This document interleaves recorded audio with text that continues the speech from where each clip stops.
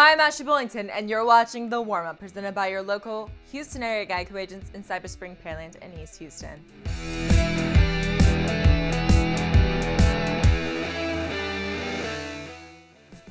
First things first, ladies and gentlemen, I want to preface today's show saying it's just for bragging rights. So, here we go. Ladies and gents, it's the final show of the 2020-2021 season. And instead of previewing what we'll be seeing on the show, we are going to be giving out the end of the year 2020-2021 awards. So please put on your awards attire like so. And let's get ready for some IHSSs.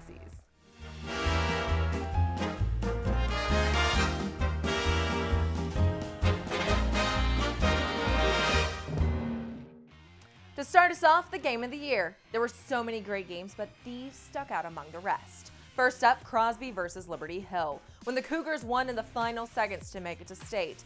Spring versus Spring Westfield. The Lions won on a Hail Mary to defeat Westfield. And last but not least, the epic battle between Katy and Katy Tompkins that ended Katy's district winning streak. The winner is Spring versus Spring Westfield. Took on Spring Westfield at Planet Ford Stadium in one of the wildest games you'll see this year. The Lions would open this game with 3 straight first-half touchdowns. First, this is Bishop Davenport rolling to his left until he finds Travis Sims Jr. in the end zone. It's 7-0 Spring. Second quarter, and it's the same play, except this time Davenport rolls to his right, but his guy Sims Jr. is open again. Touchdown Lions, it's 14-0 Spring. Still second quarter, and watch Spring's Nicholas Charles come untouched to block the punt. Donovan Jones scoops it up and scores. Spring smacks Westfield right in the mouth, leading 21-0 at halftime. However, the Mustangs would take that punch and respond. Demir Scott scores from the 2, and they only trailed 21-14 in the third. In the fourth quarter, same score with 7 minutes left in the contest. Watch Westfield's Cardell Williams roll to his right and then says, "Forget that mess," and turns around and goes left and goes all the way to the house. All Westfield needs is the extra point to tie it up, but watch Jonathan Demas miss it, and the Mustangs still trail 21-20. Now, 25 seconds left in regulation, and Demas with a chance to redeem himself from 42 yards out, and it's good. But watch the Mustangs run all over the field. That's a flag for unsportsmanlike conduct, which gives the Lions a short field to respond. 6 seconds left in the game. Davenport running for his life. His time runs out. He's got to throw it up for grabs. It's a Hail Mary, and Sims Jr. comes down with it for the third and biggest touchdown of the night. What a miraculous ending as the Lions pull off the upset, 27-23, and a game fans won't soon forget. Up next, the unexpected player of the year. There were so many great candidates that came on the scene this year, but this guy had some above and beyond performances that we couldn't help but recognize. El Campo's sophomore sensation running back Ruben Owens takes this award. Owens etched his name on the list of the best players in the state of Texas in the 2020 season. He's a 4-star athlete that is ranked 26th nationally, the number 2 running back nationally, and number 1 in the state for the class of 2023. Owens has 17 D1 offers in his second season on varsity and is committed to the University of Texas. Last season, he rushed for 1,500 yards and 22 touchdowns. Expect big things from this player in the coming seasons. Now we want to honor our female athlete of the year. We have so much great women's talent around the greater Houston area.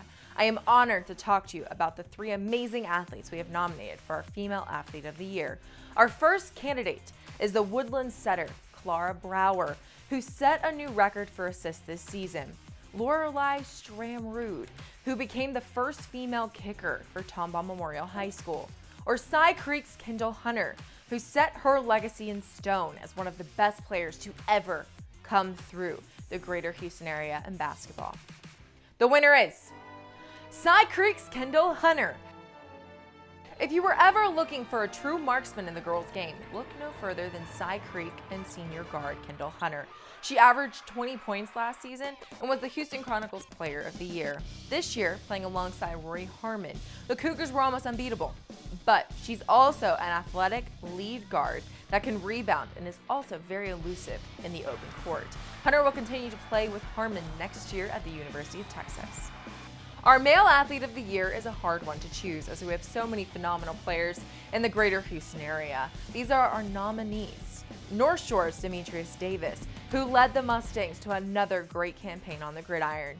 Bridgeland's Dylan Goffney, who almost helped his team to state. Or Atascocita basketball star Caleb Stewart. Your winner for Male Athlete of the Year is North Shore's Demetrius Davis. The Auburn dual threat QB has been a phenomenal player since he came on the scene. He is a 4-star athlete and led North Shore to 2 state titles. There is an argument that the Ring King could be the best to ever come through North Shore High School. Social media is an intricate part of Inside High School Sports, so we have to give out a Social Media Post of the Year award. Our 3 nominees are Latrell Neville's How It Started versus How It's Going tweet, announcing that Katie Tompkins took down the Katy Tigers, or Kendall Hunter going 7 for 7. And our winner is Latrell Neville. This isn't the first time a Neville tweet on our social media feed has gone the extra mile. I know y'all remember the Jacoby Longino Cheeto tweet too, right? I'm fast. I'm Cheeto fast. I'm faster than Latrell Neville. Now our last category of the day, Team of the Year. There are so many great teams that can be in this category. It was hard to narrow it down to 3 nominees, let alone pick a winner. But here are your nominees. First up, the Crosby Cougars, who fought their way to the school's 2nd state title game. Katy football, who brought home the 6A Division II title, or Huffman Hargraves, who made it to the state championship for the first time in school history in basketball. The winner is the Katy Tigers. The Tigers were 13-1 for the season. They dominated the competition in Division II of the playoffs, only allowing 66 total points through the 5 matchups. This Tiger squad was on a mission for a title, and they took it, making it the school's 9th state championship title. They averaged 49 points per game this season, and the Tigers are predicted to have a big 2021 season as well.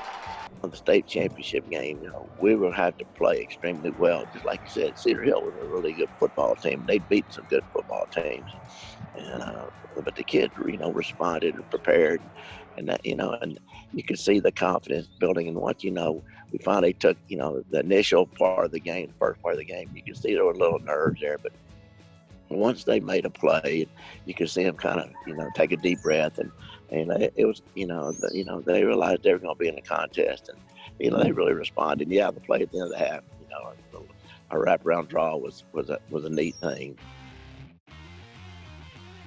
That's all we have for this episode. Follow all of Inside High School Sports social accounts to stay up to date on everything going on in the high school sports scene. We have Facebook, Instagram, Twitter, and YouTube that throughout the week will get you ready for the main event, Chevy's Inside High School Sports on KHU 11 at 11 p.m. hosted by Matt Musil. Thanks for watching this episode of The Warmup, presented by your local Houston area Geico agents in Cypress Spring, Pearland, and East Houston. To get more information or a quote, go to geico.com/Houston. I'm Ashley Bullington, and for all of us here at Inside High School Sports, thank you for your viewership.